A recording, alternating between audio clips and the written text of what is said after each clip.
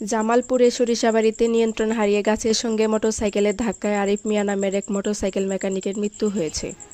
বুধবার সন্ধ্যায় উপজেলা সাতপা ইউনিয়নের চরজামিরা এলাকার সরিষাবাড়ী মাদারগঞ্জ সড়কে এ ঘটনা ঘটে। নিহত আরিফ উপজেলার ডোয়াইল ইউনিয়নের হাটবাড়ি এলাকার মুকুল মিয়ার ছেলে বলে জানা গেছে।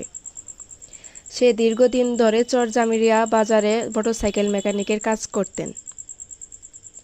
স্থানীয় সূত্রে জানা যায়, বুধবার বিকালের একটি মোটরসাইকেল মেরামত করে রাস্তায় সেটি পরীক্ষা করতে নিয়ে যায় আরিফ। এ সময় হঠাৎই মোটরসাইকেলটি নিয়ন্ত্রণ হারিয়ে রাস্তার পাশে থাকা গাছের সাথে ধাক্কা লাগে। পরে গুরুতর আহত অবস্থায় স্থানীয়রা আরিফকে উদ্ধার করে প্রথমে সরিষাবাড়ী উপজেলা স্বাস্থ্য কমপ্লেক্সে নিয়ে যায়।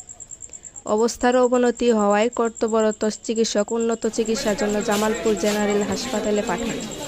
পরে রাতে জামালপুর নেওয়ার পথে সদর উপজেলার হাসিলবটতলা এলাকায় পৌঁছালে তার মৃত্যু হয়।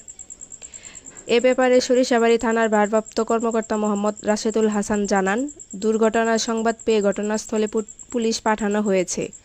এ ঘটনায় আমরা কোনো অভিযোগ পাইনি।